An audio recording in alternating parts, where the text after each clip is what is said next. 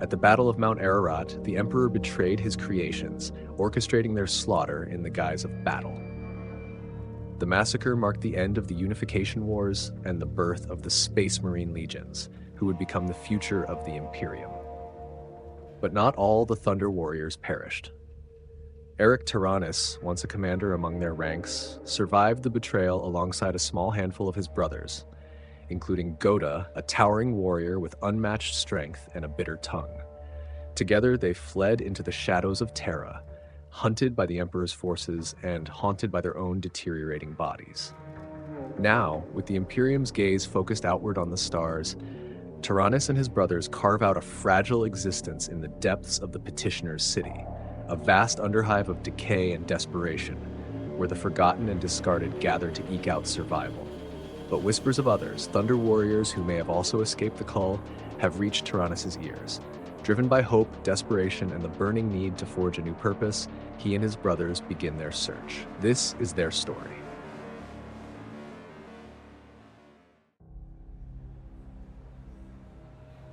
The Petitioner's City was a world apart from the shining spires of Terra's surface. It was a place where the light of the Imperium didn't reach, and where its laws were nothing more than distant whispers. The air was heavy, damp, with the stench of decay and industrial waste. The narrow streets were choked with scavengers, beggars, and merchants hawking stolen goods, their voices echoing off the corroded steel walls that towered above. Arik Taranis moved through the crowd like a ghost, his massive frame wrapped in a tattered cloak that did little to conceal the size of his armor. His brothers followed in a loose formation, their presence cutting a path through the throngs of people. Even here, in the bowels of Terra, the sight of giants was enough to turn heads and silence conversations.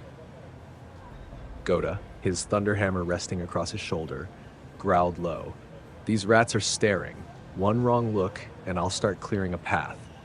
"They'll stare," Taranis said calmly, his eyes scanning the crowd. "Let them. No one here is stupid enough to get in our way."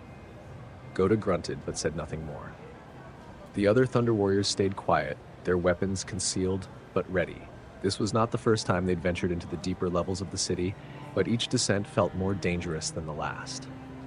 The Underhive was a place of desperation, where life was cheap and secrets were currency.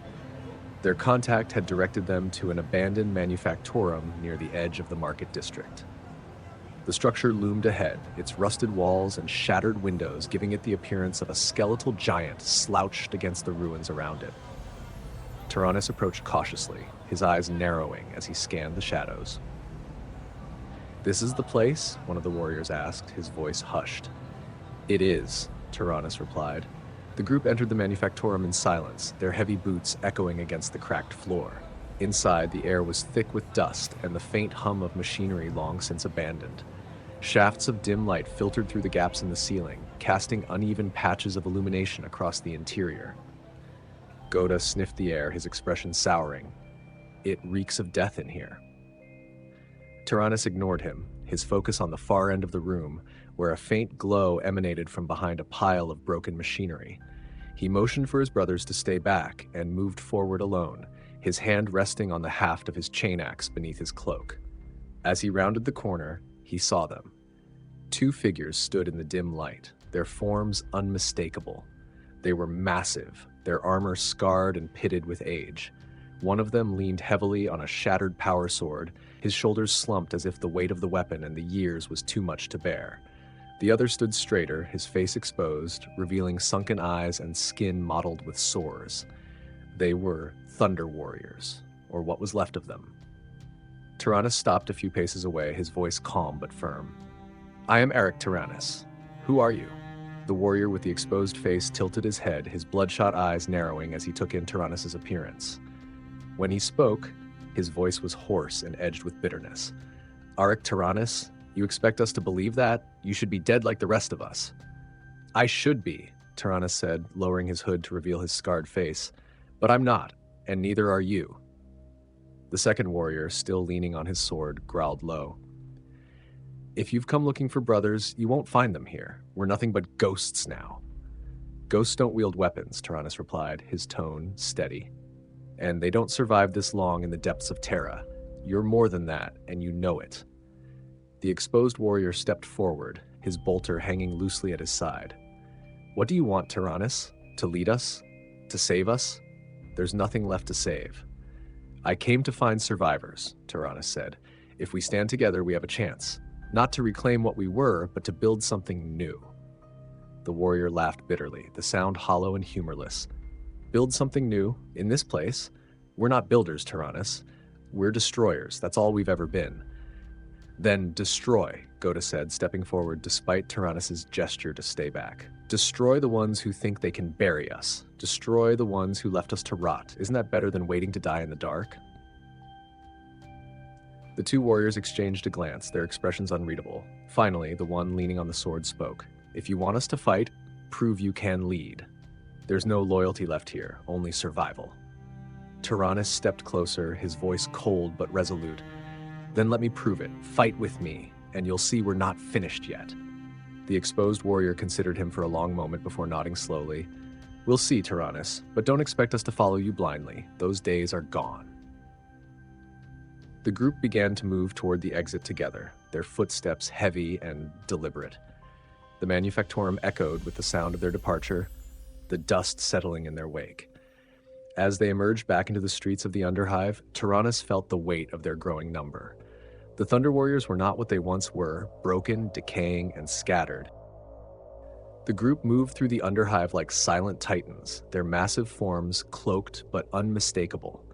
Every step drew wary eyes from the residents of the Petitioner's city, but no one dared approach them. The two new Thunder Warriors followed slightly behind Taranis and Ghota, their battered armor creaking with each movement. The smaller of the two newcomers, who had exposed his face in the Manufactorum, glanced around the streets with a sneer. "Nothing's changed," he muttered. "This hive is still the same filth we fought to unite, a wasteland of broken people." Ghota snorted, his massive thunderhammer resting across his shoulder. "And now we're the broken ones. Fitting, isn't it?" "Speak for yourself, hammer boy," Varro snapped back, his tone sharp and venomous. "Enough," Taranis said sharply, cutting off the exchange. His tone carried the weight of command, silencing them instantly. He turned his head slightly, his voice calm but firm. "What's your name?"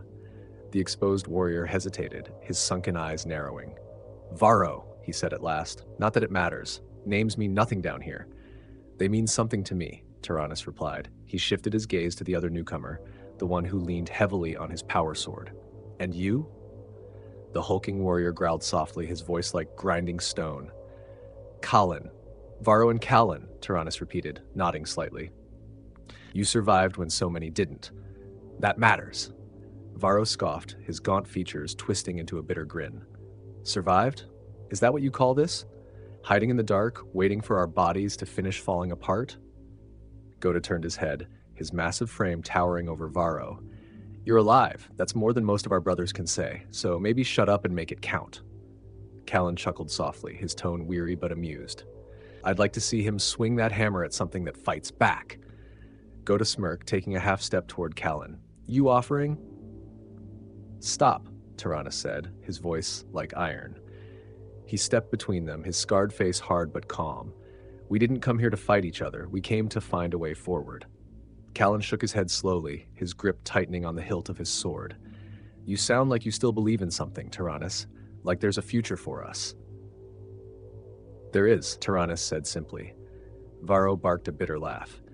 "You really think that?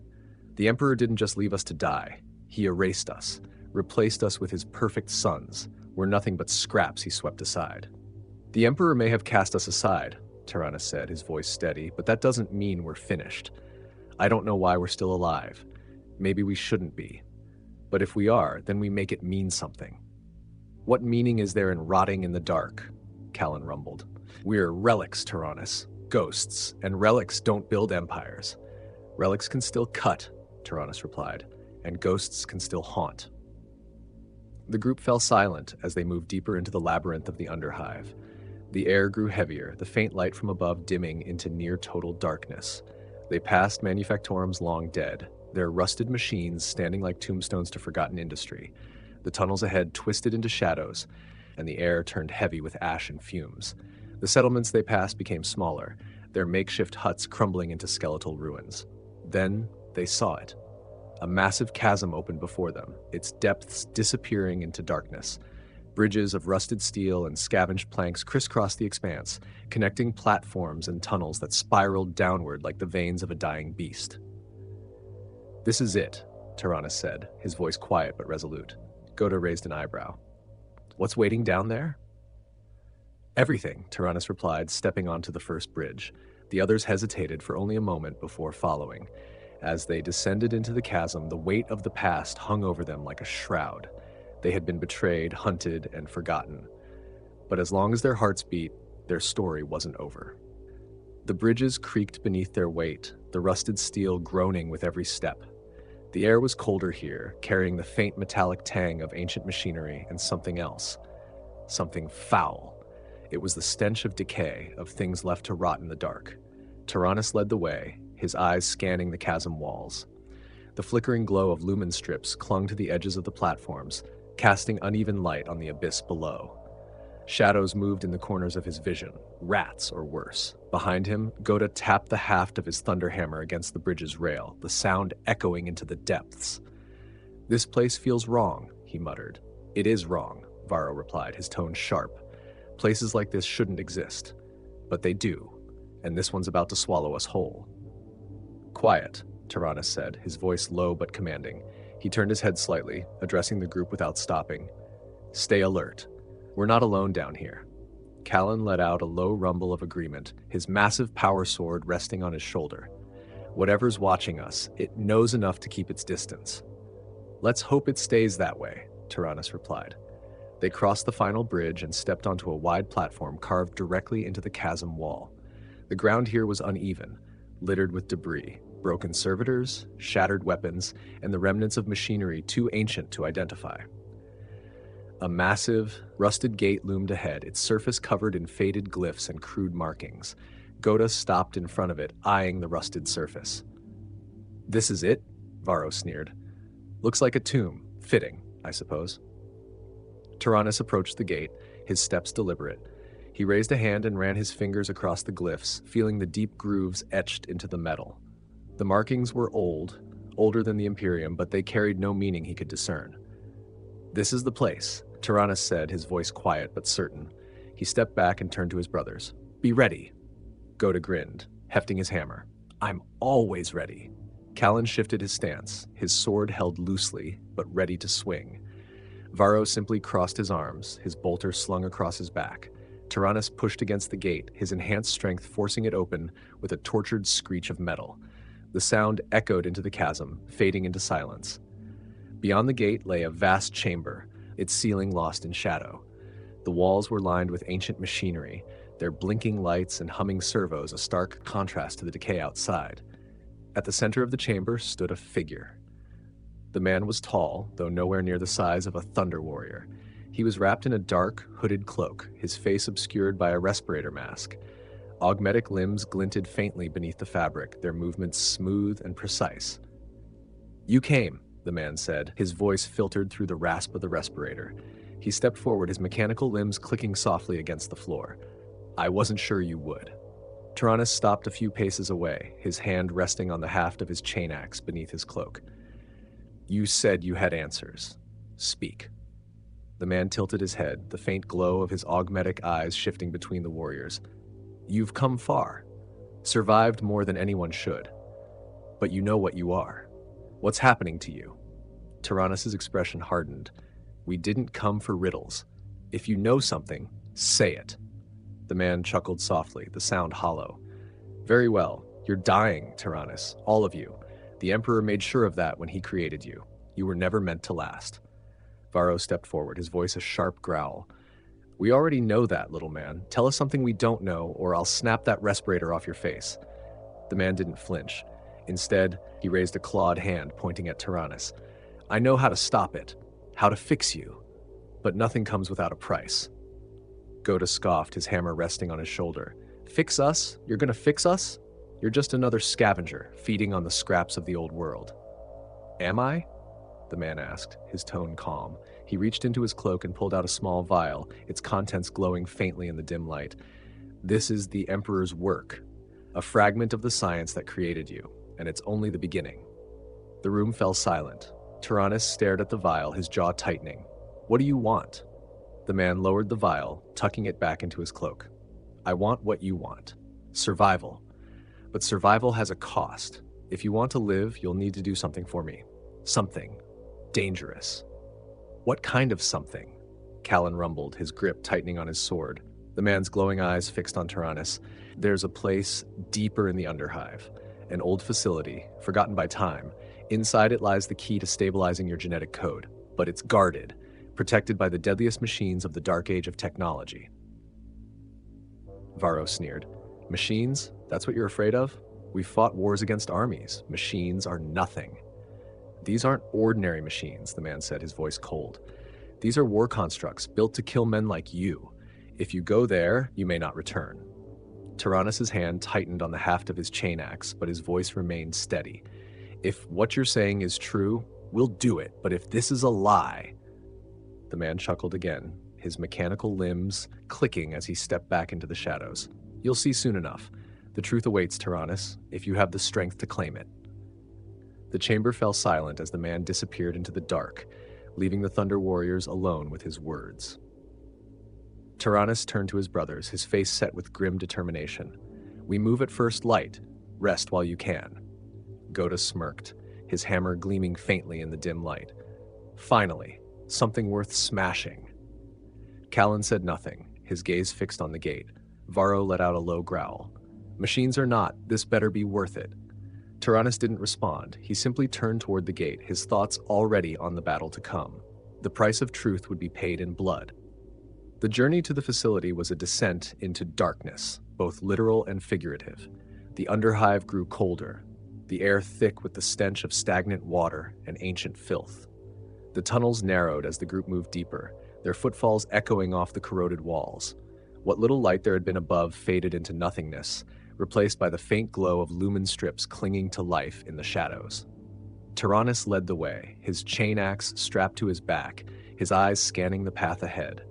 He could feel the tension in the air, the weight of unspoken doubts and the ever-present sense of being watched.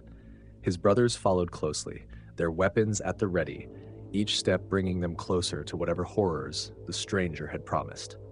Ghota broke the silence, his voice low but laced with irritation. "Machines, ancient war constructs, sounds like a bedtime story gone wrong." Varro sneered. "A bedtime story that'll crush your skull if you're not paying attention." "Let them try," Ghota growled, patting the head of his hammer. "I'll break them just like everything else." Callan's voice rumbled from the back of the group, calm but heavy. "These machines won't care how strong you are. If the stranger was right, they're built to kill us, specifically." "Good," Ghota said, his grin audible in his tone. "Then they'll know what's coming for them." Taranis stopped abruptly, raising a hand to silence them. The group froze, their senses sharpening. The tunnel ahead split into two paths, both descending into pitch-black shadows. A faint hum emanated from the right-hand path, like the dying whine of old machinery. "This way," Taranis said, gesturing to the right. Varro hesitated, his eyes narrowing as he peered into the darkness. "You're sure? That sounds like a trap." "Everything down here is a trap," Taranis replied. "We keep moving." The group advanced into the right-hand tunnel, the hum growing louder with every step. The walls were slick with moisture, streaked with rust and grime. The ground beneath their feet felt uneven, fragments of metal and stone crunching with each step. As they rounded a bend, the source of the hum came into view. A towering door of blackened steel, its surface etched with runes that glowed faintly in the dark. The door was ancient, its edges corroded and warped, but it radiated power, an aura of menace that made even Ghota hesitate. "What in the Emperor's name is that?" Varro muttered, his voice barely above a whisper. Taranis approached the door cautiously, his hand resting on the haft of his chain axe. The runes pulsed faintly as he drew closer, their light casting strange patterns across his scarred face. "It's a vault," Callan said, his deep voice reverberating in the narrow tunnel. "From the dark age of technology, whatever's inside, it's been sealed for a reason." "Sealed or not," Ghota said, stepping forward, "we're opening it." Taranis turned to his brothers, his voice calm but firm. "Be ready. Whatever's behind this door, it won't be friendly." The group formed a loose formation around the door, their weapons drawn. Taranis nodded to Ghota, who stepped forward and planted his massive hammer against the edge of the door. With a grunt of effort, he heaved, the muscles in his arms straining as he forced the door open inch by inch. A deafening screech of metal echoed through the tunnel as the door gave way, revealing a vast chamber. The air inside was cold and dry. The walls lined with rows of ancient machinery that hummed faintly with dormant power. The floor was scattered with debris, shattered servitors, rusted weapons, and the skeletal remains of figures long dead. But it wasn't the machinery or the corpses that drew their attention. At the center of the chamber stood 3 towering constructs. They were humanoid in shape, but their forms were a grotesque fusion of metal and flesh. Massive limbs, reinforced with thick plating, ended in razor-sharp claws and weapons too ancient to identify. Their faces, or what passed for them, were featureless masks of black steel, glowing faintly with the light of some internal power source. The constructs stood motionless, their heads tilted slightly downward as if in slumber. Ghota tightened his grip on his hammer, his voice a low growl. "Machines, huh? They don't look so tough." Varro sneered. "They're not moving, yet." "They will," Taranis said, his voice steady, "and when they do, we end them." Callan stepped forward, his power sword held at the ready. "This isn't just a fight. If we fail here, there's no one left to carry on. Remember that." Ghota grinned, his grip tightening on his hammer. "Then we won't fail." The group advanced slowly into the chamber, their weapons raised, their senses on high alert. The hum of the machinery grew louder, the constructs looming larger with every step. And then, the chamber came alive. The runes on the walls flared to life, their light pulsing in rhythmic patterns. The constructs' heads snapped upward in unison, their glowing eyes locking onto the intruders. A deep, metallic roar echoed through the chamber as the machines sprang to life, their massive limbs whirring and clanking as they moved with terrifying speed. "Here we go," Ghota bellowed, charging forward with his hammer raised high. Taranis barked orders, his voice cutting through the chaos. "Spread out! Don't let them corner you."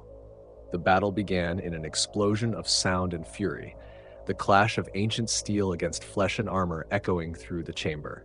The Thunder Warriors fought with the desperation of men who had nothing left to lose, their weapons striking with brutal efficiency. But the constructs were relentless, their movements impossibly fast for beings of their size. They struck with precision, their claws carving through the air with lethal intent. Taranis ducked under a sweeping strike, his chain axe roaring to life as he drove it into the construct's leg. Sparks flew as the blade bit into metal, but the machine barely faltered, its massive arms swinging toward him in retaliation.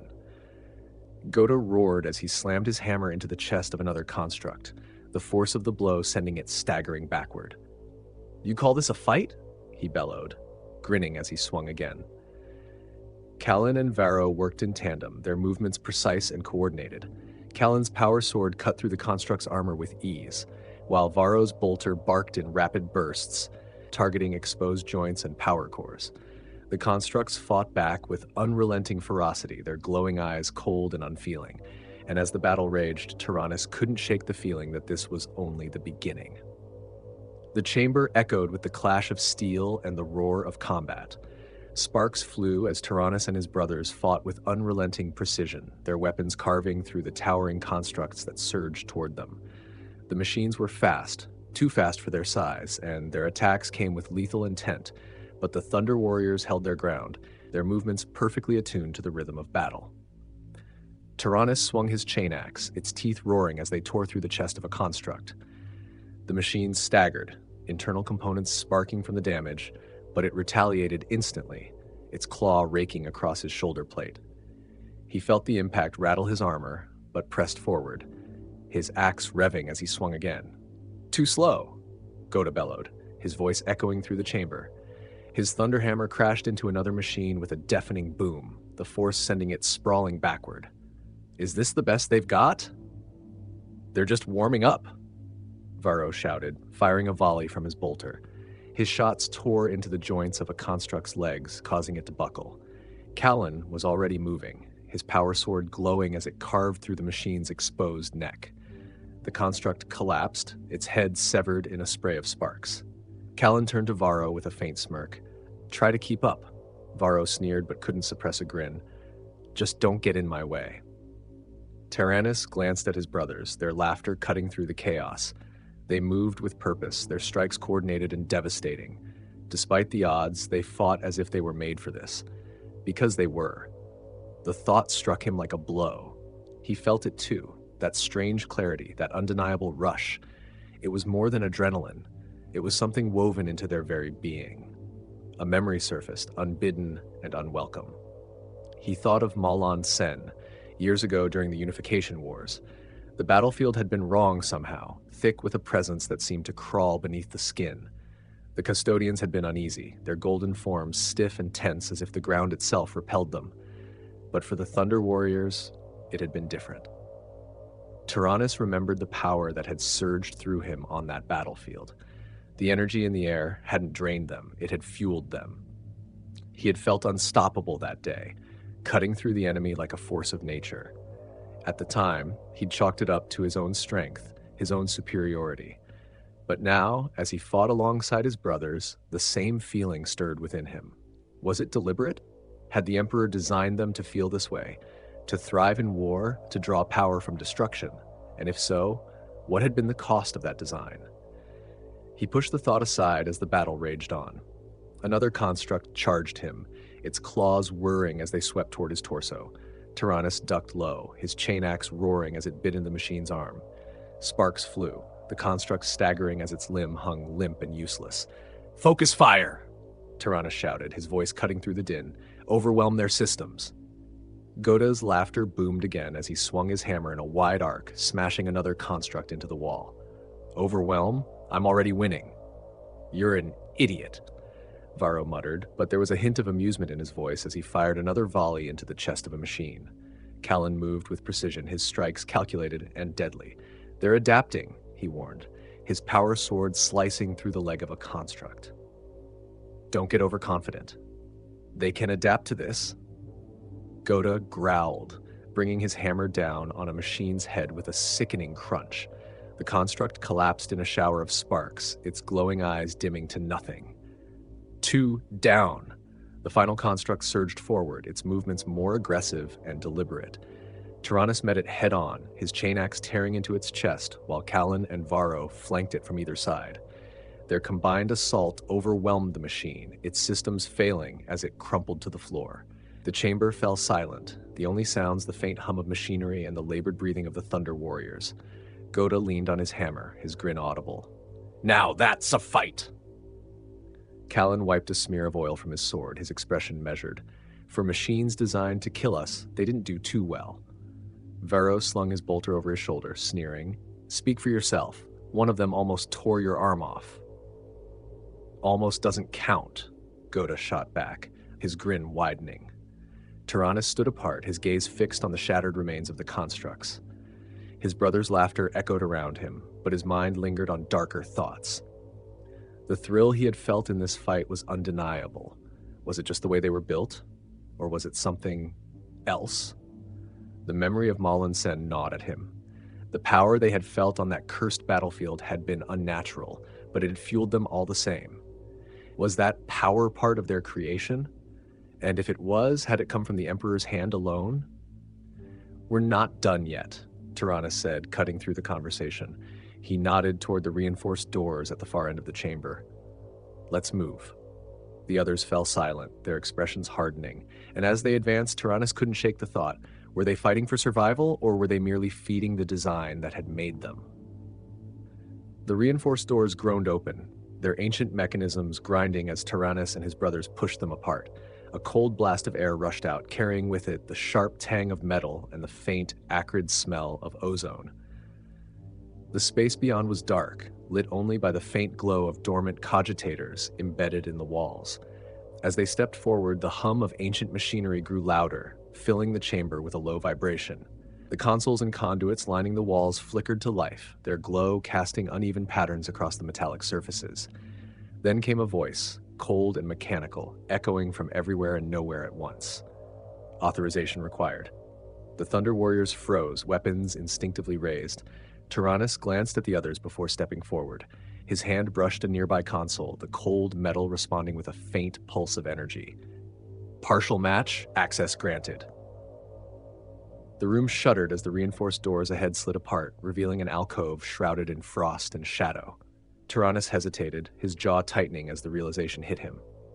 "It knows us," he said, his voice low. "Knows you," Varro muttered, lowering his bolter slightly. "Why would it do that? What is this place?" Taranis stepped inside the alcove, his sharp eyes scanning the broken vats and dormant machinery lining the walls. The alcove smelled of decay, but there was something unmistakable about the design, the smooth precision of the consoles, the faded sigils carved into the glass. "It's a gene lab," Taranis said, his voice heavy. Ghota frowned, gripping his hammer tightly. "A lab? What kind of lab?" Callan's voice was grim. "The kind that made us." Taranis nodded slowly, stepping further inside. He ran his hand across the surface of a shattered vat, its glass long since clouded by age. His fingers paused over a faint inscription etched into the metal, a sigil he recognized, though he didn't know why. "This was one of the Emperor's labs," he said. "From before the Sigilite, before the Himalasian vaults. It's where he worked on us, on what we are." Ghota growled, his voice thick with frustration. "So this is where he made us disposable?" "Not just disposable," Taranis said quietly, his gaze fixed on the alcove's machinery. "This is where he learned how to replace us." The words struck the group like a hammer blow. For a moment, none of them spoke. Then Varro broke the silence, his voice cutting through the tension like a blade. "And what about him?" he said, jerking his head toward Taranis. "The one who sent us here? What was he after? That vial he showed us? What if it came from this place?" Taranis glanced at him, then at the shattered equipment around them. The memory of the glowing vial surfaced in his mind. The way the man had spoken of it like it was both a treasure and a curse. "It's possible," Taranis said, his voice grim. "If he's telling the truth, then this lab could be the source of everything we're looking for. The vial might even be a piece of what the Emperor was working on here." Callan frowned, his grip tightening on his sword. "And if he's lying?" Taranis' jaw tightened. "Then we find out why, but we keep moving." He turned toward a glowing stasis pod at the far end of the chamber. "Whatever answers are here, they'll be in there." The flickering glow of lumen strips cast jagged shadows across the chamber as the Thunder Warriors ventured deeper into the labyrinthine corridors of the ancient lab. The cold air bit at their exposed skin, the silence broken only by the faint hum of dormant machines. Taranis stopped at the entrance to a side room, his eyes scanning the darkened interior. This chamber was smaller than the others they had passed, narrow, enclosed, and largely untouched by the ravages of time. Its walls were lined with shelves holding rusted tools and shattered data slates, and a long table stretched beneath a cluster of dim, flickering lights. "This will do," Taranis said, stepping inside. Ghota followed, his hammer resting heavily on his shoulder. "A little tight for my liking," he grunted, his voice echoing off the metal walls, "but at least it's not crawling with constructs." Callan ran a hand along the edges of the room, inspecting its corners for threats. "We've had worse," he said quietly, his power sword still in hand. "At least here, we'll have a roof over our heads."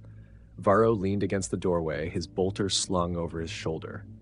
"Still smells like death in here," he muttered, "and I don't trust places that were left behind in a hurry." "Neither do I," Taranis replied. He approached the central table, brushing a layer of dust from its surface. Beneath it, a partially intact console flickered weakly, its dim screen struggling to display fractured lines of code. The screen cast an eerie green glow over the room, faint words and symbols blinking in and out of existence. "What is it?" Callan asked, moving to stand beside him.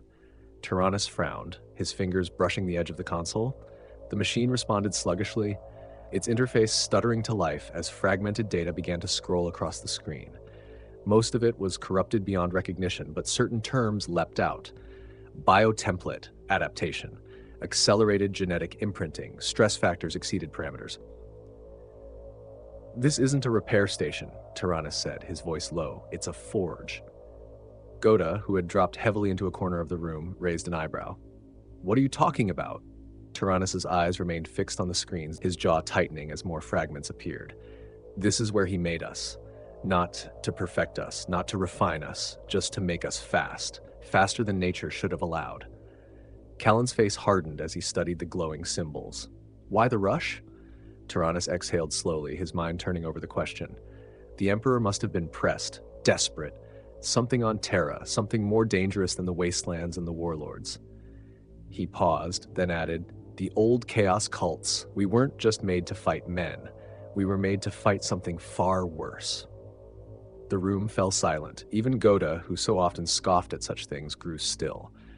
The Chaos Worshippers, Callan said grimly. The ones we wiped out during the Unification Wars. Taranis nodded, his fingers tightening against the console. He must have foreseen what they could become. He didn't have the luxury of time to make us like the Space Marines.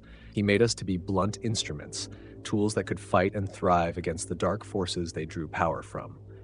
Varro, who had been pacing near the doorway, stopped and turned. If that's true, he said, his voice low, then he made us with that darkness in mind. He gave us the strength to fight it because it couldn't touch us. Or worse, because we could draw from it. Taranis' eyes narrowed. And that's what made us dangerous to him in the end. Once the chaos cults were gone, we were a liability. He couldn't take the risk of keeping us alive in his new empire. Ghota slammed his fist against the wall, the sound echoing through the chamber. So we're just garbage then? Tools to clean up his mess and then tossed aside when the job's done? No, Taranis said, his voice firm. We're more than that. He gestured to the console, the flickering data casting strange shadows across his face. This place might hold more than just answers about our creation. There could be something here, something we can use to keep going, to stop the decay. Callan frowned, leaning closer to the console. You think there's a cure in all this? For what's happening to us? Maybe not a cure, Taranis admitted, but something. The Emperor left these tools behind. He abandoned this lab, but the data is still here. It's worth trying. Varro sneered, folding his arms across his chest. And what if it's just more lies? More scraps of his grand vision left to rot while we die off? Taranis turned to him, his expression hard. Then we find out the truth for ourselves.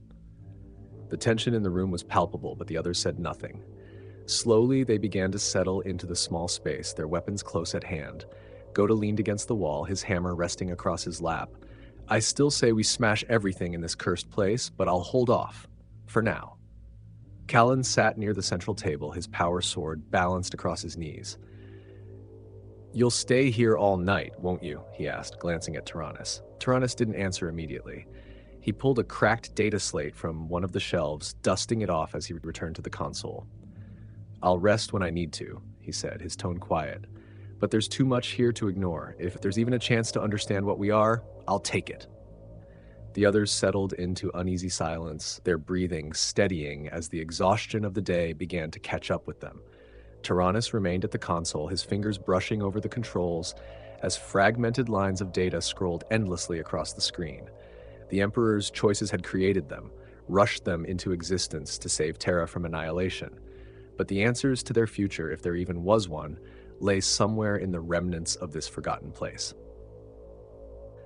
The lab was eerily quiet, save for the faint hum of machinery deep within its walls. Taranis worked at the console, his eyes fixed on the fractured lines of data that spilled across the screen. The others had fallen into restless silence, scattered across the room. Ghota snored softly in the corner, his hammer propped against the wall beside him. Callan sat cross-legged near the central table, his power sword laid across his knees as he sharpened its edge with slow, deliberate strokes. Varro remained awake as well, perched near the doorway, his bolter resting loosely in his lap, though his sharp eyes scanned the room as if expecting the shadows themselves to strike. The faint glow of the console cast strange shadows over Taranis' face as he scrolled through the corrupted files. The Emperor's handiwork was unmistakable, the symbols, the processes, the raw genius of it, but there was something fractured about the work. Gaps in the data told their own story, like a puzzle hastily assembled and just as quickly discarded. Accelerated biotemplating, unstable metabolic imprint. The words flickered on the screen before disappearing into another block of corrupted code. What are you hoping to find? Callan's voice cut through the stillness. Taranis didn't look up. A way to slow it down, he replied. Callan's sharpening motion stopped. He glanced at Varro, then at Ghota, still asleep in his corner. He didn't push the question further, but his silence said enough. We can't stop it, you know? Varro said from his perch, his voice low but carrying easily in the stillness. The decay. the rot inside us. It was built into us from the start. That doesn't mean we give up, Taranis said without looking back. Maybe not, Varro muttered. But it's what we were made for, wasn't it? To burn bright, win his war, and then... He made a faint motion with his hand, mimicking something being snuffed out. Taranis' hand tightened on the edge of the console. The Emperor might have made us for that, but we've survived longer than he ever planned. He didn't count on that. Maybe he did, Callan said quietly. Taranis finally turned to look at him. What are you saying? Callan met his gaze evenly, his sharpening stone pausing on the blade. The Emperor saw more than anyone. Maybe he knew we'd survive the cull. Maybe he left this place knowing we'd find it one day. Varro let out a bitter laugh. You give him too much credit. He didn't leave this place for us. He abandoned it because he didn't need it anymore. Same way he didn't need us. The room fell into an uneasy silence again, the words hanging heavy in the air. Taranis turned back to the console, his jaw tight. Whatever his reasons were, they don't matter. What matters is what's here now. And what is here? Callan asked. Pieces, Taranis replied. Fragments of what he did. Enough to start understanding, even if it's not enough to finish. Callan's gaze lingered on him for a moment before he resumed sharpening his blade. Ghota stirred in the corner, grunting as he shifted his weight. Can't you all stop talking and let me sleep? If we're going to fight more machines tomorrow, I need my strength. We'll fight if we have to, Taranis said. But this place isn't just another battlefield. It's a chance. Maybe the only one we'll ever get. Ghota snorted. You've always been good at giving speeches. Just make sure that console of yours doesn't get us killed. Varro chuckled darkly, leaning his head back against the wall. Wouldn't be the first time. Taranis ignored them, his focus returning to the screen.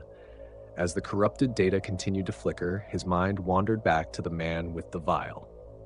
The stranger had spoken of survival, of answers hidden in the depths of the hive. Taranis had thought the lab would offer clarity, but all it had given him so far were questions. The fragmented files hinted at the Emperor's desperation during the Unification Wars, his willingness to bend nature to its limits to create something that could hold back the chaos cults. The Thunder Warriors had been the result, a brutal, imperfect solution to a problem that demanded immediate action. And when that problem was solved, so too were they. Taranis closed his eyes for a moment, his hands resting on the console's edges.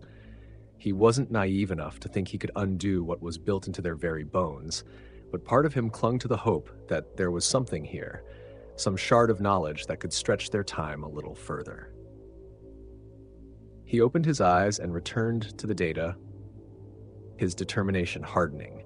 He would return to this console every day if he had to, combing through every scrap of information left behind. Whether it was enough to save them or simply to understand what they were, he wouldn't leave this place until he had his answer. For now, though, he let the others rest. Morning was a concept that no longer existed in the depths of the Underhive. The light that filtered into the lab came not from the sun, but from the flickering remnants of ancient machines and the faint luminescence of decayed cogitator terminals. The air was heavy, stale, and cold, pressing down on the Thunder Warriors as they roused from their uneasy rest.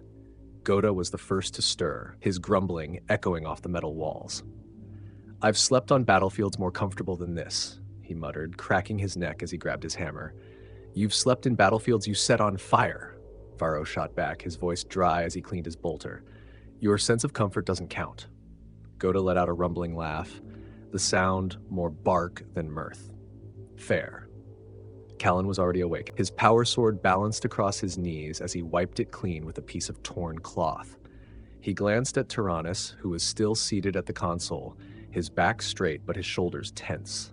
The faint glow of the screen painted harsh lines across his face, making the years of battle etched into his features all the more visible. You didn't sleep, Callan said. It wasn't a question. Taranis didn't look up.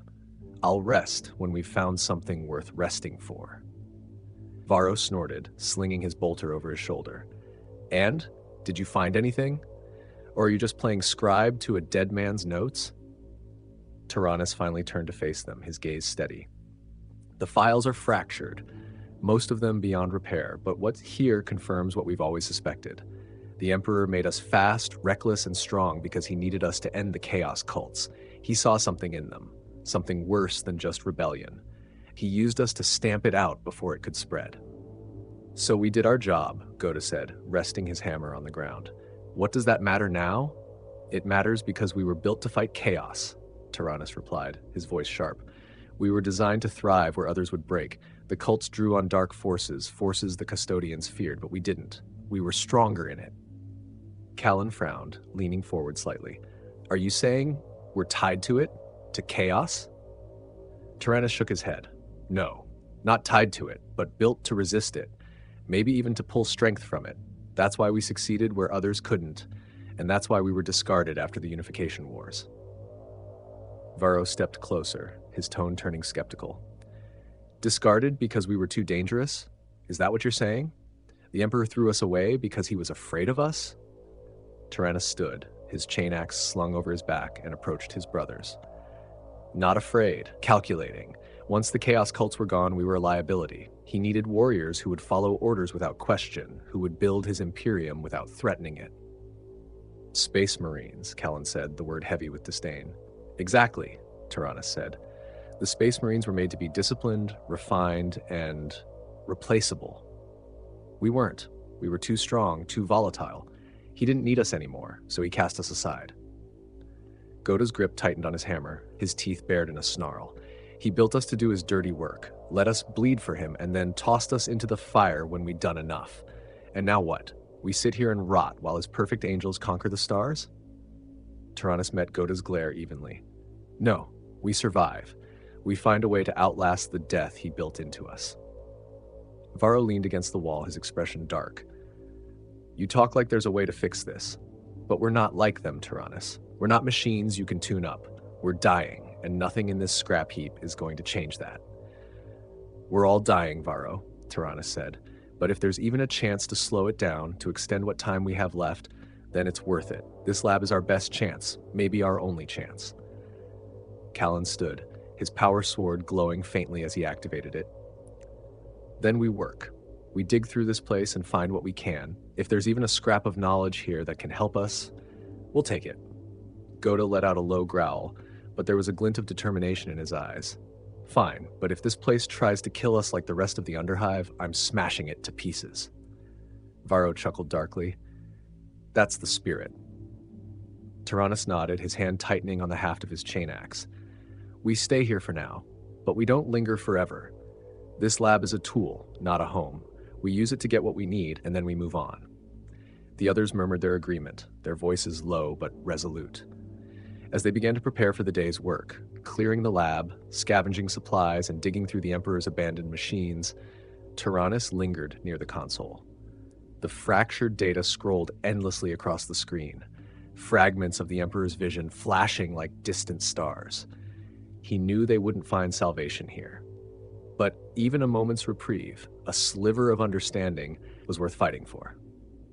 The days in the lab settled into a grim routine. While Ghota and Varro combed through the surrounding corridors for supplies, and Callan reinforced their makeshift camp with whatever scraps of metal he could scavenge, Taranis remained at the console. Each day, he pried open more fragments of the Emperor's work, piecing together the shattered puzzle of their creation. The lab was a maze of overlapping chambers and silent machinery. Some doors wouldn't budge no matter how hard Ghota slammed his hammer against them. Others opened into empty rooms filled only with dust and echoes. The more they explored, the clearer it became that this place was never meant to be found. Taranis, Callan said one evening as he dragged a pile of rusted equipment back to the central room. Do you even know what you're looking for anymore? Taranis barely glanced up from the screen. His expression was grim, the same hard lines etched deeper into his face each time Callan spoke to him. Answers. Callan snorted, dropping the pile with a metallic clatter. You've said that before, but answers to what? To why we were made, Taranis replied without hesitation. That much is obvious, Varro muttered from where he leaned against the wall, idly cleaning his bolter. We were made to die. Ghota, seated in his corner, sharpening his hammer, chuckled darkly. And to kill before we die. We've done our job. What more do you need to know, Taranis? Taranis leaned back in his chair, his eyes narrowing at the corrupted text on the console. The data here was older than anything he had ever seen, older than their first campaigns, older than the Emperor's initial triumphs. But the more he uncovered, the more he realized the depth of the Emperor's desperation when creating them. This wasn't just a factory, Taranis said at last, his voice low but clear. The Emperor wasn't simply building warriors here. He was rushing to stop something worse. Varro raised an eyebrow. Worse than the Unification Wars? Worse than the chaos-worshipping cults we wiped out? Taranis nodded, his fingers moving to isolate a series of fractured schematics on the console. The cults weren't just enemies, they were a contagion. Their faith in chaos wasn't harmless, it was a weapon. It was spreading, and it was gaining strength. The Emperor saw what it could do if left unchecked, and he had no other options. He made us to burn it out. Ghota spat on the floor, his disdain clear. So we're exterminators. Nothing more. If the cults are gone, then so's our use. That's not all, Taranis continued, ignoring Ghota's interruption. He pointed to the display, where fragments of genetic sequences and battle reports flashed in stuttering bursts. He didn't just make us to resist chaos, he made us to thrive in it. Callan frowned, stepping closer. What do you mean? Think about it, Taranis said, standing and turning to face them. The custodians and space marines were made to reject chaos outright, to see it as an abomination and fight against it with purity. But us, we weren't pure. We were made to walk into the heart of it, to break the cults apart from within, and to use their own strength against them. That's why we succeeded where others couldn't. Varro sneered, crossing his arms. And that's why we're falling apart now. Chaos doesn't let you take from it without paying a price. No, Taranis said sharply. That's not it. Our deterioration isn't Chaos's doing, it's his. The Emperor built us this way. He gave us just enough time to burn through Terra's enemies, and then he let us burn out. Yet Callan's expression darkened. Why? Why not just let us live? Because we were dangerous, Taranis said. We were too strong, too volatile. Once the cults were gone, we weren't soldiers anymore. We were a threat to his new empire. The Space Marines were the next step, controlled, obedient, and replaceable. We weren't any of those things. Ghota slammed his hammer against the floor, the sound reverberating through the room.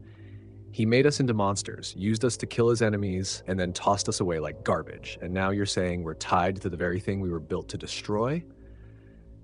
No, Taranis said, his voice firm. We're not tied to chaos. We're proof that humanity can survive it. That's why we're still here. We weren't meant to last, but we've endured anyway. And now we're going to decide our own fate. The room fell silent. Even Ghota, who so often bristled against Taranis' words, seemed to consider them. So what now? Varro asked at last. We keep scrounging through this lab, hoping to find something that won't crumble in our hands? We keep moving forward, Taranis replied. If the Emperor thought he could discard us, then he underestimated us. If chaos couldn't break us, then nothing will. This lab is just the beginning. It's a piece of what he left behind, and it's enough to start. And where does it end? Callan asked. Taranis turned back to the console, his eyes narrowing as he studied the data again. It ends where we say it does. Months had passed since Taranis and his brothers had stumbled upon the Emperor's abandoned lab. The cold, lifeless corridors of that place now felt like a distant memory. The Underhive, however, was anything but lifeless. The dwelling they'd carved out for themselves was one of the more stable structures deep within the sprawling Underhive, far from the prying eyes of the surface world. It wasn't grand, but it was secure, reinforced with scavenged steel and bristling with makeshift defenses. It was a fortress by the standards of the Hive's denizens, and a refuge for two of the Emperor's forgotten creations. Arik Taranis stood in what could only loosely be called his workshop. The room was dimly lit by lumen strips, their dull light barely cutting through the haze of smoke and chemical fumes. The walls were lined with salvaged cogitators and fractured gene lab devices, all painstakingly scavenged and repaired. Stacks of data slates were piled high on the central table, each one brimming with fragments of the Emperor's forgotten science. He worked with a single-minded focus, his hands moving deftly across a glowing console as lines of genetic codes scrolled across the screen. He'd long since abandoned any hope of fixing himself. If there had ever been a solution, it had been lost centuries ago. But the knowledge itself was power, and power was survival. Behind him, Ghota leaned against the doorway, still slick with sweat and blood from the day's matches in the fighting pits. His massive frame filled the room, and his thunder hammer rested across his shoulder like a trophy. "Another win?" Taranis asked without turning, his voice calm and measured. Ghota chuckled, the sound deep and rumbling. "Another win," he confirmed. He held up a pouch, the jingle of coins audible even over the hum of machinery. "They're starting to pay me more just to show up. I barely had to break a sweat this time." "Sounds like you're making a name for yourself," Taranis said, finally glancing over his shoulder. Ghota grinned, showing teeth stained faintly red. "Someone's got to keep us fed, don't they? And it's not like I'm bad at it." Taranis returned to his work, his fingers dancing over the controls. "Just don't get yourself killed. I can't run this operation without you." Ghota snorted, tossing the pouch of coins onto the table. "Don't worry about me. You should worry about Callan and Varro. They don't have the sense to keep their heads down." Taranis paused, his hands stilling for a moment. Callan and Varro had parted ways with them 2 months ago, their paths diverging after one too many arguments about their future. Callan had wanted to take the fight to the Imperium, to lash out at the Emperor's new world with the same fury they'd once unleashed on the warlords of Terra. Varro, ever the cynic, had simply wanted to disappear, to live out whatever time he had left on his own terms. "They made their choice," Taranis said quietly. "We all did." Ghota crossed the room, pulling a crude stool from the corner and dropping onto it heavily. "Still, feels wrong. We were supposed to stand together, weren't we? The last of the Thunder Warriors, and now we're just scattered." "Better scattered than dead," Taranis replied. "They wouldn't have stayed, not with the way things are now." "And how are things now exactly?" Ghota asked, gesturing at the room around them. "You sit here, tinkering with those scraps of data like they're going to save us. Meanwhile, I'm smashing skulls for credits. Is this what survival looks like?" Taranis turned to face him fully, his expression unreadable. "It's what survival looks like until we can do more than survive. The work I'm doing here, this isn't about saving us. It's about understanding what we are, what we were made to be. If we're going to outlast what the Emperor built into us, we need more than brute force. We need knowledge." Ghota leaned back, his massive arms crossing over his chest. "And what's that knowledge worth if it doesn't change anything?" "It's worth knowing," Taranis said simply. Ghota grunted, shaking his head. "You always were the thinker. And you've always been the fighter," Taranis said, a faint smile tugging at the corner of his mouth. "That's why this works." For a moment, the two warriors sat in silence, the tension between them easing. Outside, the sounds of the Underhive echoed faintly through the walls. Shouts, machinery, the distant roar of another pit fight.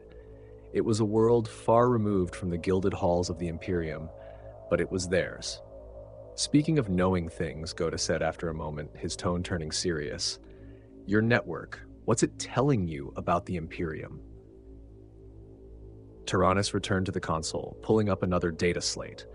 His network of spies and informants had grown over the months, a tangled web of connections that stretched through the Underhive and into the lower levels of the Hive cities above. Bribes, favors, threats. He used whatever tools he had to keep tabs on the Emperor's new empire. "The usual," Taranis said, scanning the slate. "The Imperium expands, the Space Marine legions grow, and the Emperor tightens his grip on every world he touches." He paused, his expression darkening. "But there's something else, something unsettling." Ghota raised an eyebrow. "Unsettling how?" Taranis set the slate down, his jaw tightening. "Rumors, whispers of warlords rising on distant worlds, of things stirring in the void. It's not chaos, not yet, but it's something." Ghota frowned, his grip tightening on his hammer. "More problems for the Imperium, then. Why should we care?" "Because if it grows, it won't stop with them," Taranis said. "Whatever's coming, it won't care who stands in its way. The Imperium might be our enemy, but it's also a shield. And if that shield breaks..." He didn't finish the thought. He didn't need to. Ghota sighed, rising to his feet. "You always did think too far ahead. Let me know when you figure out what to do about it." He slung his hammer over his shoulder and strode toward the doorway. "In the meantime, I've got another fight tomorrow. Can't let them think I'm getting soft." Taranis watched him go, the faint sounds of the Underhive swallowing Ghota's heavy footsteps. When the room was quiet again, he returned to his work, the glow of the console reflecting in his eyes. Whatever was coming, he would be ready. The Underhive woke slowly, the distant hum of machinery reverberating through the steel walls like the pulse of a slumbering beast. Arik Taranis sat upright on his cot, the faint vibration of industrial engines beneath the floor a familiar rhythm. His breath steamed faintly in the cold air, and droplets of moisture clung to the metal beams of the ceiling, condensing from the hive's perpetual dampness. He swung his legs over the edge of the cot, his boots landing with a dull thud on the uneven floor. The small room was Spartan and efficient, every piece of furniture chosen for function rather than comfort. The air smelled faintly of oil and rust, mingled with the acrid tang of scorched circuits from the cogitators lining his workshop. Taranis stood, his movements deliberate as he began his morning ritual. He stripped away his cloak and tunic, his massive frame marked with scars that spoke of centuries of war. The wounds of 1,000 battles etched themselves into his flesh like a history written in blood and pain. His joints creaked faintly as he rolled his shoulders, the deterioration of his genetic enhancements making its presence known, but he ignored it. He always did. The basin in the corner offered no warmth, only the freezing splash of water from the overhead pipe. He leaned forward, bracing his hands on the rim as the icy liquid coursed over his face. For a moment he remained still, his breathing steady, his reflection fractured in the surface of the water. A warrior, a relic, a tool discarded by its maker. He saw all of these things in the face that stared back at him. He straightened, pulling a rough towel from a hook and drying himself with mechanical precision. Around him, his workspace hummed faintly, the old cogitators blinking with fractured streams of data collected from the Emperor's abandoned lab. Taranis turned to the nearest console, checking the progress of the routines he had set to run overnight. Nothing new. Just corrupted files and fragmented memories of a long-forgotten war. The day's tasks called to him like a distant drumbeat. He strapped his chain axe across his back, its weight a familiar reassurance, and slipped his tattered cloak over his shoulders. Before leaving, he glanced at the far wall where a crude map of the Underhive was pinned. Strings and crude markers connected his network of spies, informants, and contacts. A tangled web of loyalty and fear that stretched through the hive. It was fragile, like everything in this place, but it was his. Taranis arrived at the meeting point in silence. It was a forgotten alcove carved into the labyrinthine warrens of the Underhive, its steel walls blackened by years of neglect. The faint light of a chemical lantern hung from a hook above the small table at the center of the room, casting uneven shadows across the walls. His contact was already there, a wiry man with sharp, nervous movements and a face that seemed permanently etched with suspicion. The man glanced up as Taranis entered, his eyes darting to the chain axe slung across the Thunder Warrior's back. "You're early," Taranis said, stepping into the light. "And you're intimidating," the man replied, though his voice carried more caution than humor. "Let's not waste time, eh?" Taranis sat across from him, his cloak shifting to reveal the full breadth of his massive frame. The contact visibly flinched, though he quickly covered it with a forced cough. "You said you had something," Taranis said, his voice flat. The man leaned in, lowering his voice. "Words come down from the mid-hive. There's a player, big money, big influence, who's been spending a lot of time in the pits. Gambling, mostly. But they've started losing. A lot." Taranis' gaze didn't waver. "What does that have to do with me?" "Not you," the man said quickly. "Your friend. The big one. Ghota. He's the reason they're losing. Every time he steps into the ring, it's bad news for their pocketbook. And they're not happy about it." Taranis' jaw tightened, though his voice remained calm. "Go on." The man glanced over his shoulder, his nervousness returning. "They've had enough. Word is they're sending in professionals. Assassins, the kind that don't miss. They're planning to take him out, either in the pits or before he even gets there. Make an example of him." Taranis leaned forward slightly, his presence looming even in the dim light. "Who?" The man hesitated, licking his lips. "No names, just whispers. But it's someone powerful, someone with deep ties in the mid-hive. Whoever they are, they're not amateurs." Taranis' expression didn't change, but his tone grew colder. "If you're lying to me, I'm not," the man blurted, raising his hands. "I swear, I don't know much else, but you know my information's good. This is serious. If you don't act fast, your friend's as good as dead." Taranis studied him for a long moment, his sharp eyes cutting through the man's feigned bravado. Finally, he stood, his chain axe shifting slightly on his back as he turned to leave. "You'll be paid," he said, without looking back. Just don't forget who brought you this," the man called after him, though his voice was tinged with relief. Taranis didn't respond. As he stepped into the shadows of the Underhive, his mind was already racing. Whoever this mid-hive player was, they had made a dangerous mistake. Ghota wasn't just another fighter in the pits. He was a thunder warrior, a relic of war who could shatter men with a single blow, but even the strongest warrior could fall to treachery and precision. And Taranis wasn't about to let that happen. The air in the Underhive seemed heavier than usual as Taranis made his way back to their dwelling. Shadows flickered across the grimy walls, cast by the uneven glow of chemical lanterns that barely pierced the oppressive gloom.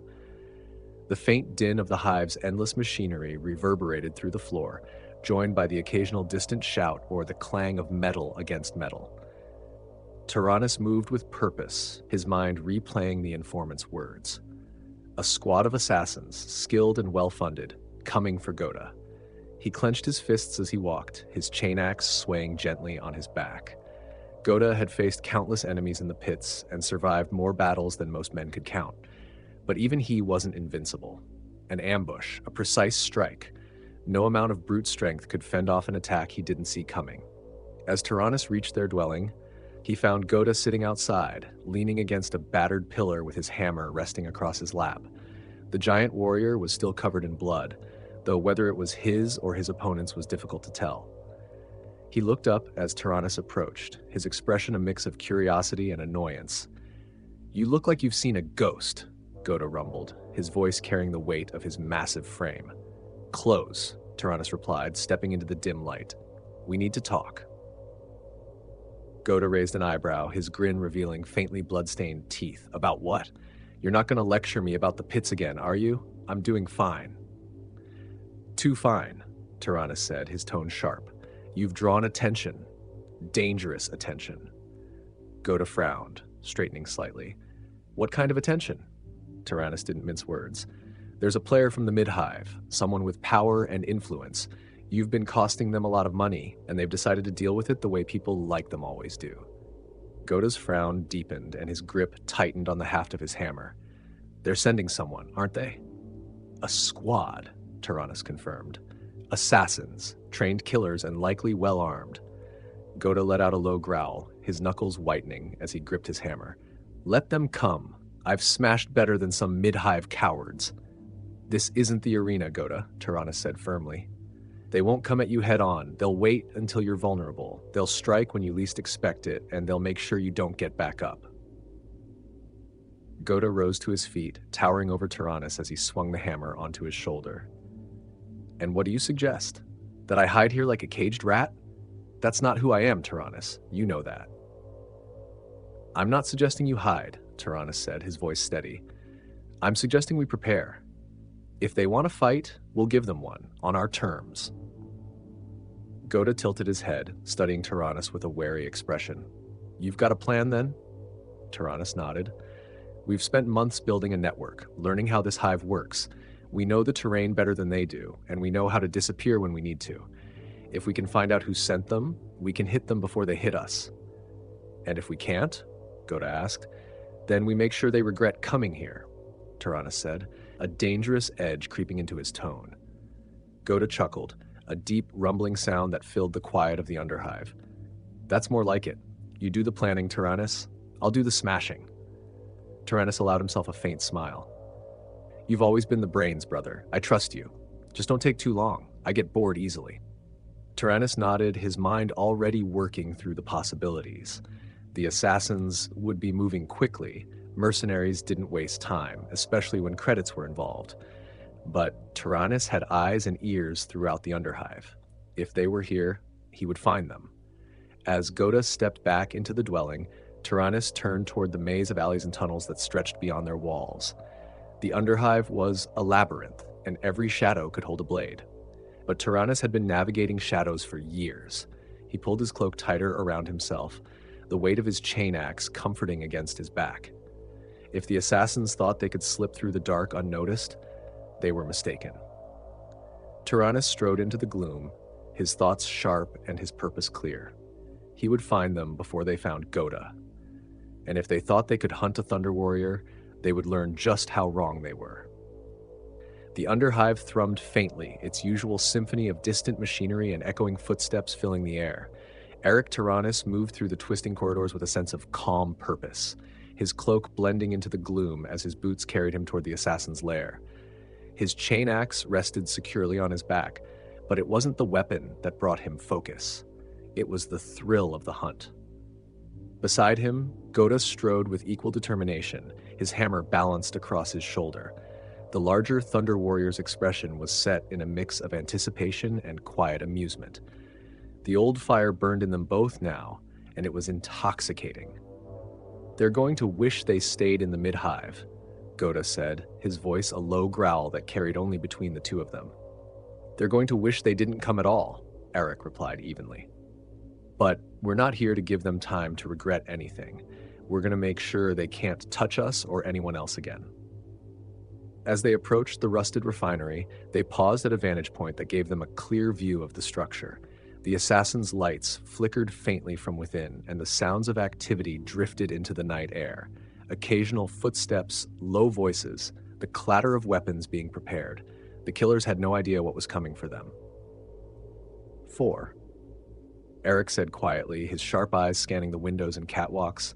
"They're confident, too confident. That's their weakness." Ghota grinned, his teeth faintly visible in the dim light. "Let's remind them why confidence gets you killed." "Patience," Arik said, his tone firm. "We pick them off cleanly, one at a time. This isn't the pits. This is our battlefield." Ghota nodded, though he still shifted his grip on the hammer with restless energy. They crept forward, sticking to the shadows along the refinery's outer edge. The first assassin was stationed near the entrance, pacing idly with a plasma pistol holstered at his side. His posture was relaxed, the way a predator might act when it thinks it's alone at the top of the food chain. Arik signaled to Ghota to stay back. He slipped forward silently, closing the distance between himself and the target in a few swift strides. A quick strike to the man's neck sent him crumpling to the ground without a sound. Ghota stepped forward, shaking his head with a faint chuckle. "Still as clean as ever." "Stay focused," Arik replied. They moved deeper into the refinery, the maze of rusted beams and cracked walls providing plenty of cover. The second assassin was stationed on a high catwalk, her sniper rifle trained on the entrance below. Arik gestured for Ghota to handle this one. The larger warrior climbed the ladder with surprising quiet, his sheer size making the old metal groan faintly under his weight. The assassin turned at the sound, but Ghota was faster, his hammer catching her weapon before she could aim. The rifle clattered to the ground far below as she scrambled back, but Ghota loomed over her, his presence alone enough to overwhelm. "I don't think you'll be needing that," Ghota muttered before knocking her unconscious with a quick, calculated blow. Arik gave him a nod of approval as he inspected the catwalk. "You're improving. Subtlety suits you," Ghota shrugged. "Don't get used to it." Their progress through the refinery continued, the two Thunder Warriors dismantling the assassins' positions with practiced precision. They worked as a unit, their movements efficient and calculated. Arik's mind was sharp, his instincts keen, and Ghota's raw power was unleashed only when necessary. The final two assassins attempted to regroup after realizing something was wrong, their whispered communications betraying their mounting panic. By the time they reached the central chamber, the Thunder Warriors were waiting. Arik stepped into view first, his chain axe now resting in his hands. He stared at the two remaining killers, his calm expression enough to send a wave of unease through them. "You came here to hunt," Arik said, his voice low and steady. "But you don't understand what that means in this place." The assassins exchanged a glance before one of them charged, wielding a pair of chain blades. The other followed close behind, shock maul raised and crackling with energy. Arik sidestepped the first assassin's attack, his chain axe humming faintly as he swung it in a wide arc. The chain blades glanced off the edge of the axe, the sparks briefly illuminating the room. Arik countered with precision, driving the attacker back with a series of measured strikes. Meanwhile, Ghota stepped into the fray, his hammer rising to meet the shock maul with a loud crack that echoed through the chamber. The larger assassin staggered back, struggling to maintain his footing against the sheer force of the blow. The fight was brief but decisive. The Thunder Warriors overwhelmed their opponents. Arik crouched beside one of the fallen assassins, his gaze cold as he inspected the faint markings on their armor. Mid-Hive contractors, good gear, good training, but not good enough. Ghota leaned on his hammer, a satisfied grin on his face. Told you they'd regret coming here. Arik didn't respond immediately. Instead, he turned to the hollow slate left on a nearby table, its flickering projection still displaying a map of the pits. He studied it carefully, noting the marked entry points and detailed notes. This isn't over, Arik said quietly. Someone sent them, and they'll send more if we don't deal with the source. Ghota hefted his hammer onto his shoulder, his grin fading slightly. So what do we do? Arik deactivated the hollow slate and tucked it under his arm. We take control. If the Underhive is going to be ours, we have to make sure no one else can challenge us. Not from the Mid-Hive. Not from anywhere. Ghota chuckled, the fire returning to his eyes. Now you're talking. As the two warriors left the refinery, the faint glow of the Hive's distant lights framed them in shadow. The hunt was over, but the war for the Underhive was just beginning. The Mid-Hive assassin squad was a memory now, a bloody chapter that closed the moment Arik and Ghota had dismantled their operation. But for Arik Taranis, the victory was far from complete. It wasn't just the mercenaries he wanted to destroy, it was the system that had sent them. Whoever held the power to contract assassins from the Mid-Hive needed to be reminded that the Underhive was not theirs to toy with. Back at their dwelling, the dim light of scavenged lamps filled the room as Arik paced in front of his workbench. His chain axe rested on the floor beside him, its teeth still flecked with grime. Ghota sat at the far side of the room. You're thinking too much again, Ghota rumbled, his deep voice cutting through the silence. We won. They're gone. That should be enough. It's not enough, Arik replied without looking up. His sharp eyes flicked over the hollow slate in his hand, its display casting faint blue light across his scarred face. They were sent by someone with reach, resources, and ambition. That kind of power doesn't just disappear because we broke a few weapons and scattered a squad. Ghota let out a low chuckle, shaking his head. You sound like you're planning a war. Arik stopped pacing, turning to face him. Because that's exactly what I'm doing. The larger Thunder Warrior raised an eyebrow, leaning forward slightly. Oh, and who's the enemy this time? You gonna climb all the way to the Mid-Hive to crack some skulls? Not yet, Arik said, his voice calm but resolute. The Underhive comes first.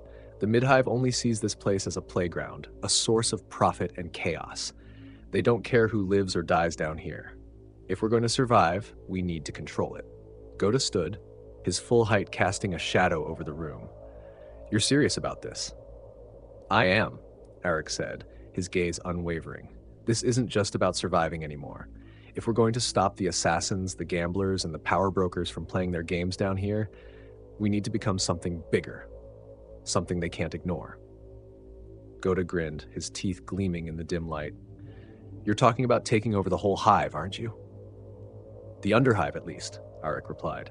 We start here, build a network, consolidate the gangs, the pit bosses, the scavengers, anyone who has a stake in this place. If they don't join us willingly, we show them why they should. Ghota's grin widened and he hefted his hammer onto his shoulder. I like the sound of that. Arik stepped closer to the workbench, his hand brushing over the map he'd been sketching over the past few weeks. It was a crude but detailed layout of the Underhive, marked with the locations of key factions, supply routes, and areas of influence. He tapped a section near the edge where the fighting pits were located. We start here, he said. The pits are a center of power and money in the Underhive. If we control them, we control the flow of resources and information. That gives us leverage over the rest of the Hive's factions. Ghota leaned over the map, studying it with a rare look of focus. And how do we take the pits? You know they're run by the Bloodbinders. Those maniacs won't give them up without a fight. We don't fight them, Arik said, his voice steady. Not yet. The Bloodbinders are too entrenched. We start small, target their allies, their suppliers, their enforcers, break their legs one at a time until they can't stand on their own. Then we offer them a choice, join us or disappear. Ghota let out a low whistle, shaking his head. You've really thought this through. I've had time, Arik said, and this is the only way forward. We can't keep running, we can't keep reacting. If we don't take control of this place, someone else will, and they won't give us the luxury of survival. His expression hardening. So when do we start?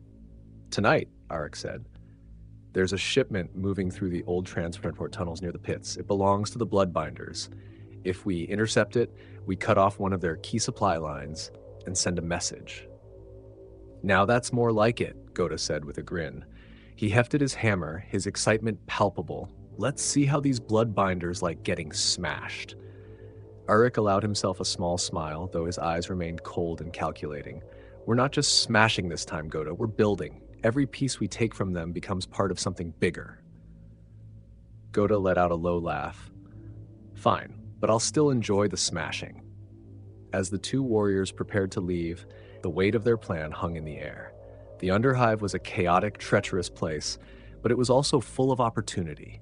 If they could seize it, mold it, and turn it to their advantage, they wouldn't just survive, they would thrive.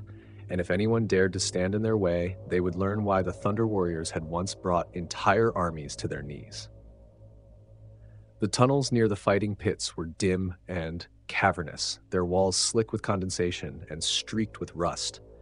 Ancient transport tracks, long since abandoned by the Hive's forgotten industry, ran through the center of the corridor, now little more than a path for smugglers and scavengers.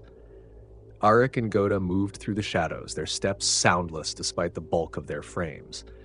The faint rumble of distant machinery echoed through the tunnel, mingling with the muffled voices of men further ahead. There, Arik said quietly, pointing toward a flicker of light in the distance. A group of figures was gathered near an old freight hauler, its flatbed loaded with crates covered in Bloodbinder insignias. The shipment was poorly guarded, 5 enforcers armed with las rifles, their attention split between the crates and the dice game they'd started to pass the time. Ghota grinned, hefting his hammer from his shoulder. 5? That's all? This won't take long. Patience, Arik said, placing a hand on Ghota's arm. We need the shipment intact, no reckless charges. Ghota sighed but nodded, his grip tightening on the haft of his hammer. Fine, but don't take all the fun for yourself. Arik ignored the remark, his sharp eyes scanning the area for weak points. The guards were spread out, their formation loose and undisciplined. They weren't expecting trouble, an oversight they would pay for. We split them up, Arik said, his voice low. I'll take the 2 on the left. You handle the rest. Keep it clean. Ghota chuckled, his tone dark. Clean isn't really my style, but I'll try. Arik moved first, slipping through the shadows with practiced ease. He circled behind the guards, his chain axe silent for now, his movements precise and deliberate. When he was close enough, he drew a small blade from his belt and threw it with deadly accuracy. The first guard didn't even have time to shout before the blade embedded itself in his throat, sending him crumpling to the ground. The second guard turned, his las rifle raising instinctively, but Arik was already on him. A single, brutal strike from the flat of the chain axe's haft sent the man sprawling unconscious before he hit the ground. On the other side of the hauler, Ghota stepped into the faint light, his presence alone enough to draw the attention of the remaining 3 guards. They scrambled to raise their weapons, but Ghota was faster. His hammer swung in a wide arc, the sheer force of it sending one guard flying into the wall with a sickening thud. The remaining 2 hesitated, their courage wavering as they faced the massive warrior. You should have stayed home, Ghota growled, advancing on them. One of the guards fired his las rifle, the shot glancing off Ghota's reinforced armor. The Thunder Warrior barely flinched. With a single step, he closed the distance and brought his hammer down with bone-shaking force, the weapon's impact knocking both guards to the ground. By the time the dust settled, the shipment was unscathed, and the guards were no longer a threat. Arik emerged from the shadows, his expression calm as he surveyed the scene. Subtle enough, he said, glancing at Ghota. Ghota shrugged, a satisfied grin on his face. You said keep the shipment intact. I did that. Arik stepped toward the crates, inspecting their contents. He pried one open, revealing a cache of weapons and ammunition. Another crate held medical supplies, rare and valuable in the Underhive. This is more than I expected, Arik said, his tone thoughtful. The Bloodbinders are stockpiling for something. Ghota leaned against the hauler, his hammer resting at his side. Doesn't matter. It's ours now. It matters, Arik replied, closing the crate. This isn't just a supply run. They're preparing for a fight. If we don't act fast, they'll bring the fight to us. Ghota's grin faded, replaced by a look of determination. Then let's hit them first. Hard. Arik nodded, stepping back from the hauler. We will. But not yet.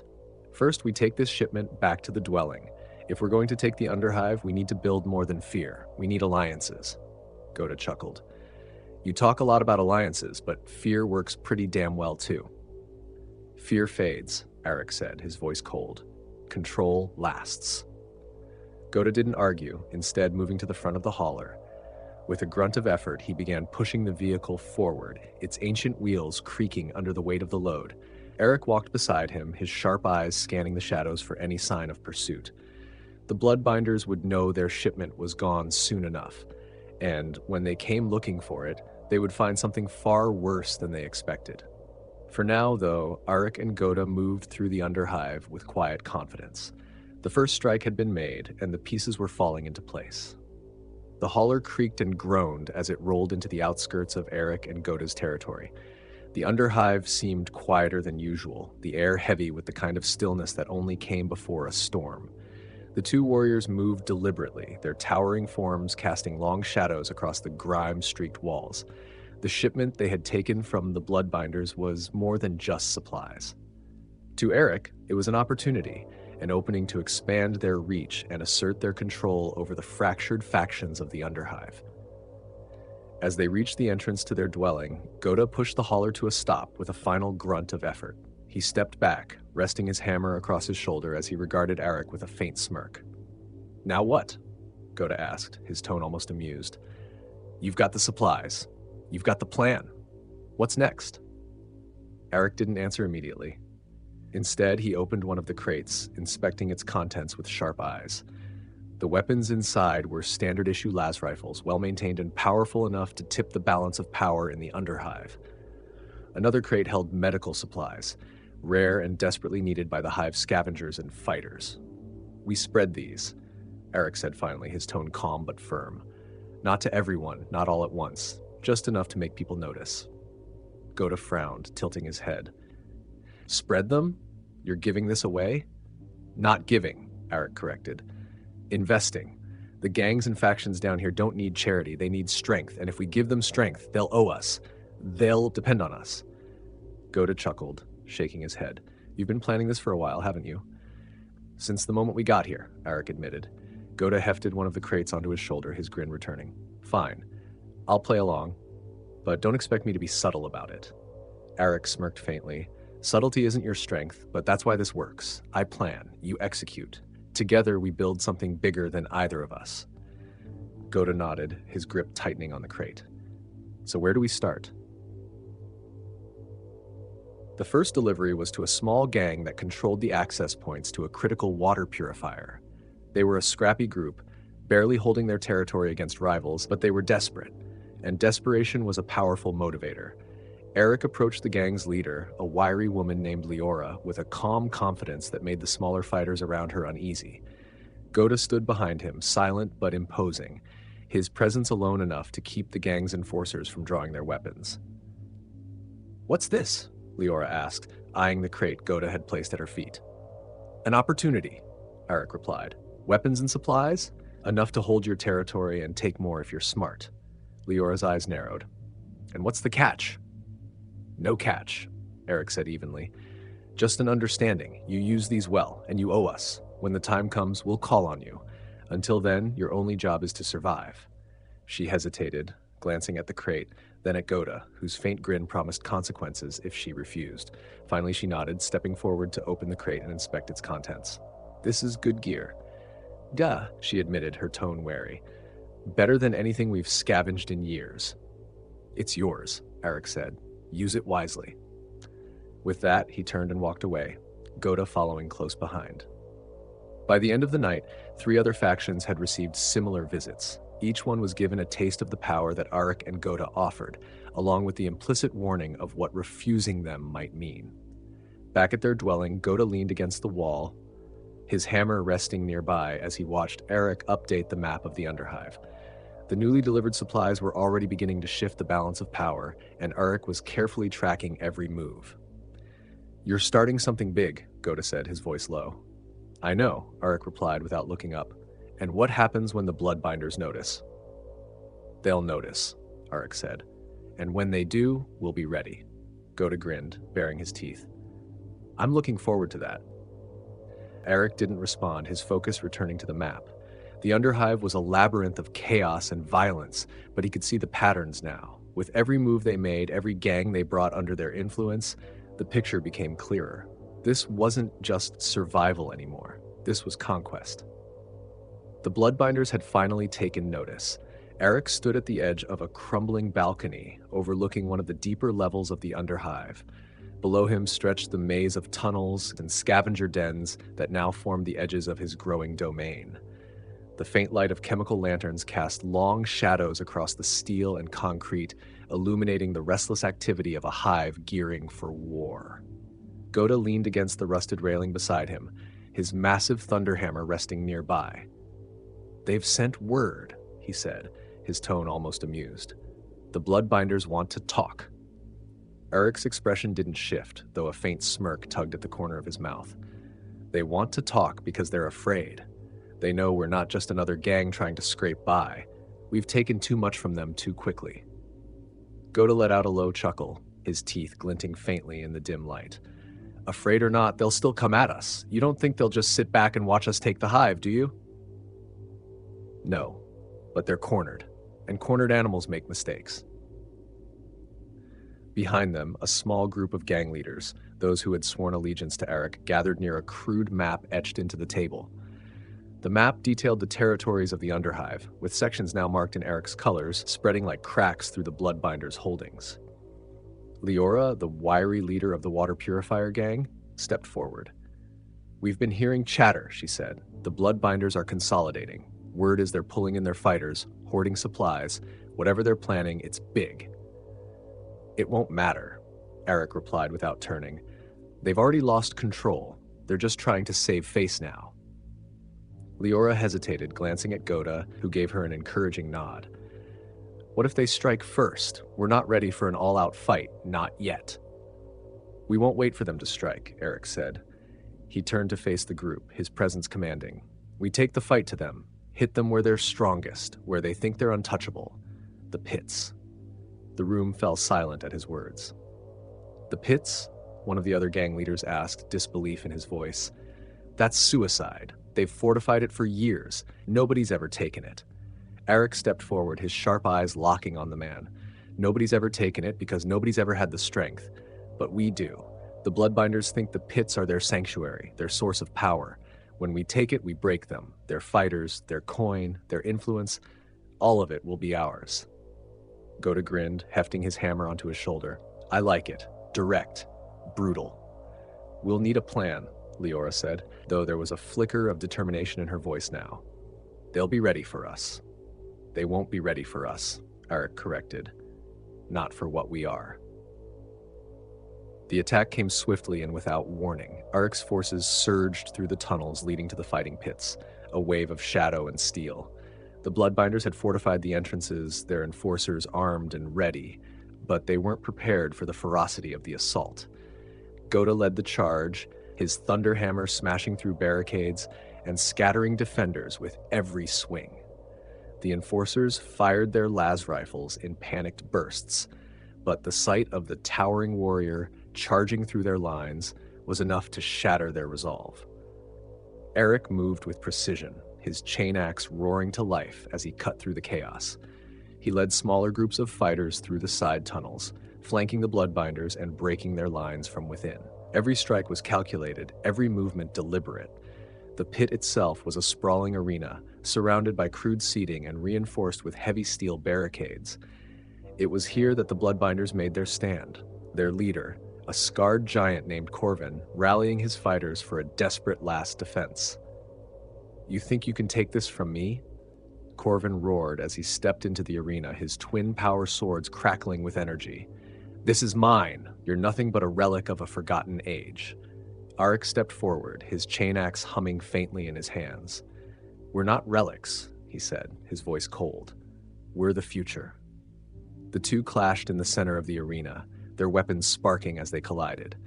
Corvin was fast, his strikes a blur of motion, but Arik was relentless. Each swing of his chain axe was measured, forcing Corvin to retreat step by step. Around them, the battle raged. Ghota tore through the bloodbinders with raw power, his hammer smashing through armor and weapons alike.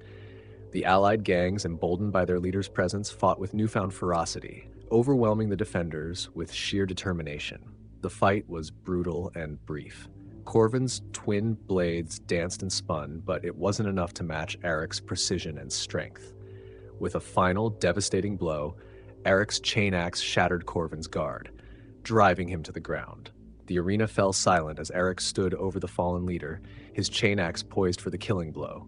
"Your empire is gone," Arik said, his voice echoing through the pit. "This place belongs to us now."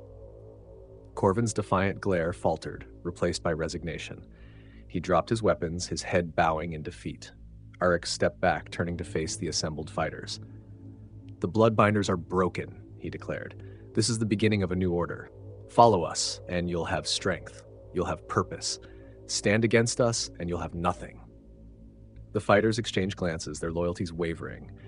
Then, one by one, they dropped their weapons and knelt. Ghota let out a triumphant laugh, slinging his hammer onto his back. "Now that's how you win a war." Arik said nothing, his sharp eyes scanning the crowd.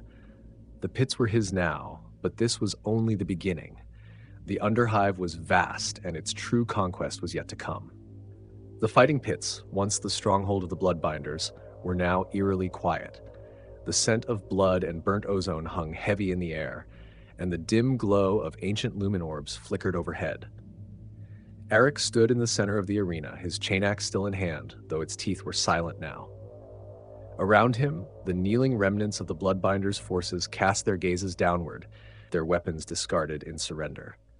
Ghota stood to his side, leaning on his hammer as though the fight had been no more than a warm-up. He surveyed the silent crowd with a wide grin, his expression one of savage satisfaction. "Well, Arik, what now? Do we let them crawl back to whatever hole they came from, or do we start clearing the slate?" Arik's voice was calm, but it carried with it the weight of command. "No one's crawling anywhere." He turned to address the defeated warriors, his gaze cold and piercing. "You've seen what happens when you stand against us. The bloodbinders are gone. Their name, their empire. It's over." He stepped closer, his voice rising so that it echoed through the arena. "But your lives don't have to end with them.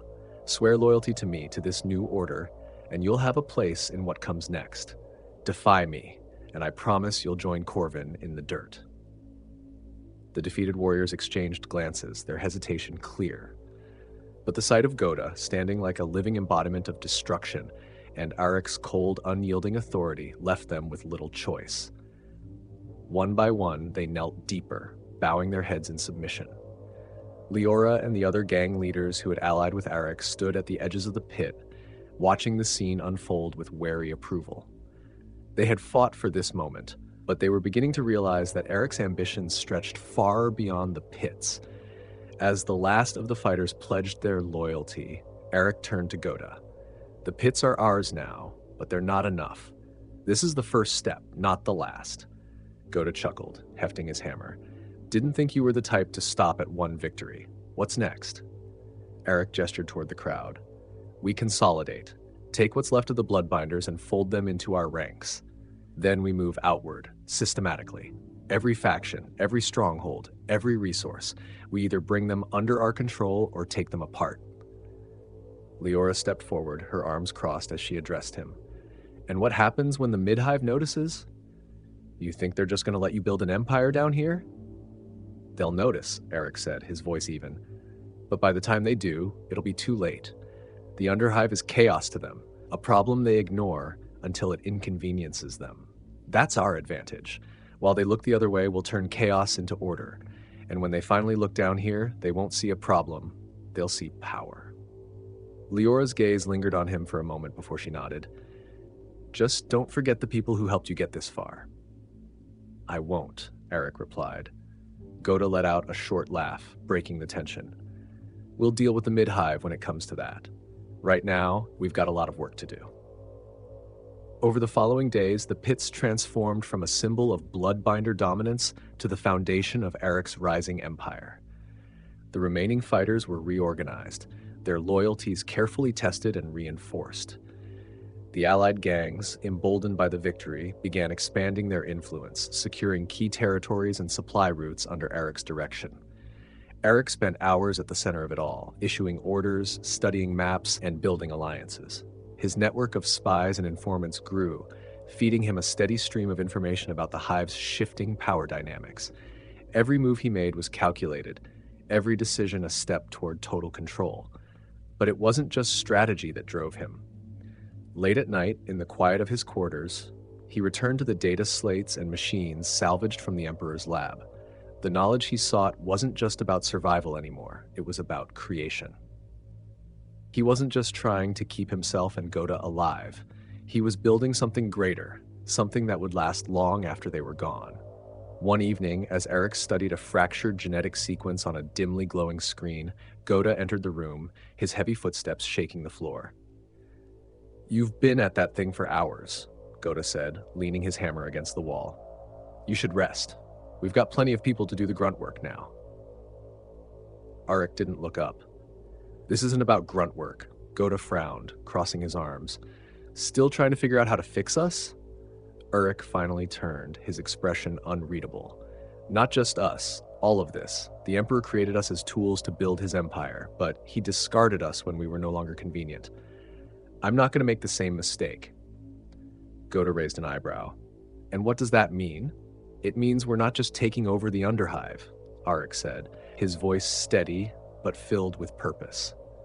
"We're building something new, something that doesn't rely on the Imperium's scraps or the Emperor's mercy, something that can stand on its own."